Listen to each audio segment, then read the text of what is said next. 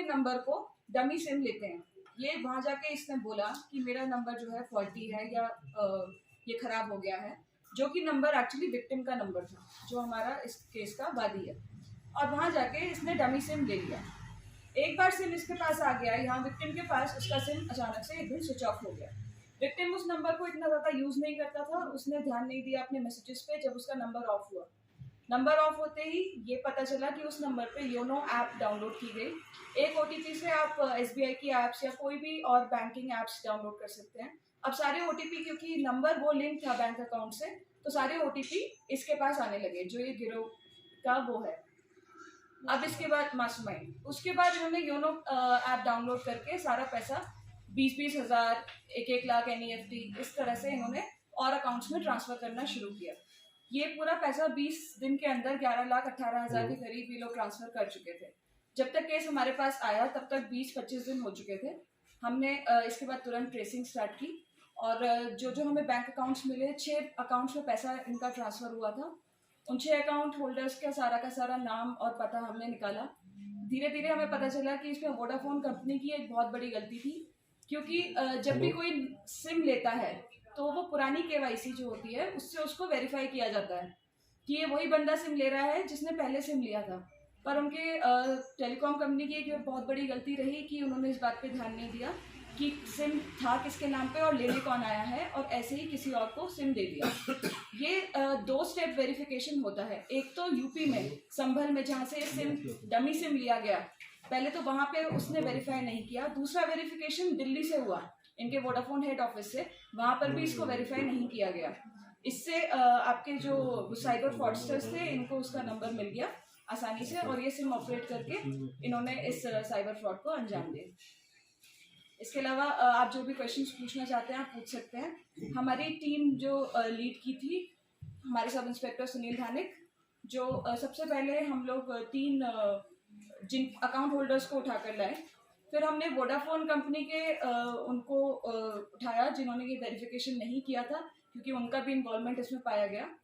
और अभी लास्ट में जो हमें फाइनल जब हमने केस क्लोज किया है, तो जो आदमी आधार कार्ड लेने गया था फर्जी आधार से और जिसने वो सिम लिया था उस फर्जी आधार से, अभी हम फाइनली उसको लेकर आए हैं संभल से। तो नेक्स्ट क्वेश्चंस आप सुनील धानिक से पूछ सकते हैं कि किस तरह से पुलिस ने इसमें पूरा ऑपरेशन किया। इसमें जब पहला खुलासा हुआ, जब पहला SOG के साथ जनपद पुलिस की टीम गठित करी गई। सारा डेटा कलेक्ट करने के बाद जब जो है कंपनी का इन्वॉल्वमेंट भी आया, 3 टीमें साइमल्टेनियसली जो है एक ही साथ जो है गई। जिसने जो है सिम जो है पहली बार पे वेरीफाई किया, जो आदमी फर्जी बन के जो है वहाँ पर गया दुकान में और उसने अपनी डमी सिम के लिए अप्लाई किया, जिसने उसकी रिक्वेस्ट अप्रूव करी है उसे भी हिरासत में लिया गया। जिसने उसकी KYC के मिलान करने के बाद, क्योंकि पुरानी KYC किसी और आदमी की थी और नई KYC हमारी जो है किसी और आदमी की थी, उसको जिसने अप्रूव करके सिम निकाली है उसको भी गिरफ्तार किया गया। उसमें जो है दोनों का जो है चाहे लापरवाही का हो चाहे जो है उन्होंने इरादतन किया। इसमें ऐसा होता है, हाँ, इस सिम बेचते हैं। इसमें अगर मान लो कि मेरी सिम है, अगर मेरी सिम जो है अगर कहीं खो जाती है तो मैं डमी सिम बनवाने के लिए जाऊँगा। तो डमी सिम जब बनवाने के लिए जाते हैं तो जो व्यक्ति डमी सिम बनाने के लिए जाएगा वो लाइव फोटो उसकी ली जाती है। वहाँ पर जो दुकान वाला होगा वो लाइव फोटो लेगा, रिटेल सेंटर, हाँ, वो आधार कार्ड से मैच करेगा उस फोटो को। इन्होंने क्या किया, फर्जी आधार कार्ड भी बनाया, उसने फर्जी आधार कार्ड बनाया और उसी आदमी को भेजा जिसका आधार कार्ड में फोटो लगी हुई थी। उसने जो उसे मैच किया, उसने आगे अप्रूव करी रिक्वेस्ट, लेकिन जो हमारी वादी की पुरानी सिम थी उसमें तो उसी की फोटो थी और जो नई जो हमारा आधार कार्ड है उसमें किसी और की फोटो थी। तो उन दोनों ने उसका मिलान ना करके जो है उसे जो है अप्रूव करके डमी सिम निकलवा दी। यहाँ उसकी सिम बंद हो गई। 5 अरेस्टिंग। अभी इसमें जो मेन था, जो सिम लेने के लिए गया हुआ था, जो सिम लेने के लिए गया था उसका नाम पता हमें कुछ पता नहीं था। मैनुअल पुलिसिंग से साइबर ट्रैकिंग से जो है उसका खुलासा किया गया, वो आदमी मिल गया है, उसकी अरेस्टिंग हो गई है, उससे पूछताछ जा रही है। उसने पूछताछ में कुछ बातें बताई है, उन बातों के आधार पर जो है आगे की कड़ी खोजी जा रही है कि इसमें जो है किसी और की संलिप्तता है या नहीं है। अगर उसमें जो कोई संलिप्तता आती है प्रकाश में तो उनके खिलाफ भी कार्रवाई करेगी। पर्सनल वैसे अकाउंट में नहीं गया, जिसके भी अकाउंट में गया था वो CSC सेंटर चलाते थे। 6 के 6 जो है CSC सेंटर के संचालक थे। संचालकों का क्या काम था, उसके उसमें अकाउंट्स में पैसा मंगवाते थे और वो 1% 2% जो भी लेते होंगे उन पैसों को वो निकाल के उन्हें कैश दे देते थे। तो उन्होंने जितना पैसा डाला उन्होंने जो पैसा निकाल के उन्हें दे दिया। उन्होंने बताया कि हम दूर के रहने वाले हैं, हमारे घर में जो है मेरी बहन की शादी है, इतना जो है एक साथ जो है इतना पैसा हम निकाल नहीं सकते हैं, हम आपके उसमें डलवा देते हैं, आप हमें कैश निकाल के दे दीजिए। इसका डेटा कहीं ना कहीं से ब्रीच हुआ है, उस बारे में जो है जानकारी अभी इकट्ठा करी जा रही है। क्योंकि उसके बाद जो आधार कार्ड आया है, आधार कार्ड का नंबर है, रमेश नाम है उसका, ठीक हो गया, उसका नंबर वगैरह था उनके पास। अब ये जो है जानकारी इकट्ठी करनी है कि वो डेटा ब्रीच हुआ है। हमारे पास जो एक लिंक आया है आधार का डेटा लीक होने का, हमारा वादी इससे पहले दिल्ली में इन्होंने जॉब किया है आर्मी पर्सनल पे।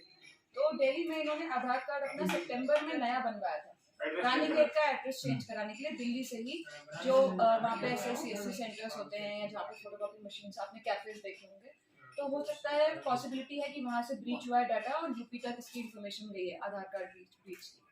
तो इसीलिए हम लोग ये प्रेस कॉन्फ्रेंस रखने का औचित्य ही ये है कि लोग इस बात के लिए अवेयर हो, जब वो आधार कार्ड की कहीं फोटोकॉपी तक कराने जाते हैं तो उनको उस शॉप ओनर के बारे में जहाँ से वो करा रहे हैं एक ऑथेंटिकेशन रखना चाहिए कि हम कहाँ जा रहे हैं, किससे अपने आधार कार्ड की फोटोकॉपी करा रहे हैं, कहीं आधार कार्ड हमारा छूट तो नहीं गया, या हमारी वो फोटोकॉपी हमने बिना फाड़े फेंक तो नहीं दी डस्टबिन में, वो किसी और को मिल ना जाए। इससे कई साइबर अपराधों को आजकल अंजाम दिया जाता है। तुरंत जो 6 अकाउंट उसमें एक में 99,000, एक्चुअली 12,18,000 का हुआ था, 99,000 एक में थे, तो वो तो तुरंत वापस आ गए थे येस बैंक के। उसके अलावा जो अकाउंट फ्रीज है, हम उसमें चार्ज रिवर्सल फॉर्म होता है, जब FIR दर्ज होती है तो हम रिवर्स करा सकते हैं पैसा वाली के अकाउंट में, तो वो करीब 1 लाख से 2 लाख के बीच में बन रहा है जो रिवर्स हो जाएगा।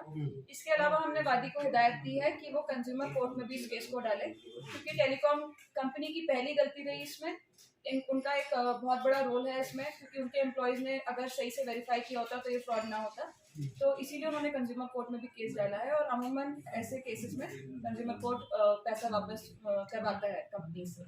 एक्चुअली क्या सही बोल रहे हैं कि उन्होंने कमीशन से ही बस ये पैसा वापस कर दिया, क्या पता उन्होंने कितना कैश लिया है, क्योंकि उस पैसे की कोई और आगे चेन नहीं है कि वो किसी और अकाउंट में गया हो या कहीं भी गया हो। ये लोग बस हवा में बात बोल रहे हैं कि हमने कैश दे दिया। जिसको हमने गिरफ्तार किया, जिस अकाउंट में सबसे ज्यादा पैसा गया था 6,21,000, तो वो 6,21,000 एक बंदे के अकाउंट में आना, उसके बाद सिर्फ कैश ही कैश विड्रॉ होना, तो ये भी इस चीज को दिखाता है, हो सकता है ये भी इस गिरोह में शामिल हो, उतना ही कैश ये भी यूज करते हो। तो ये एक पूरा ऑर्गेनाइज क्राइम सेटअप है।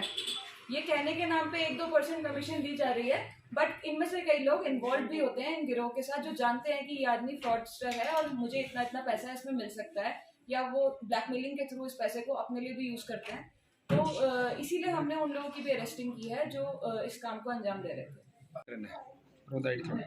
लोगों के लिए हमारा ये मैसेज है कि आप लोग अपने फ़ोन पे, अक्सर अब व्हाट्सएप आ गया है, व्हाट्सएप मैसेजेस पे ही ज़्यादा जोर देते हैं देखने में।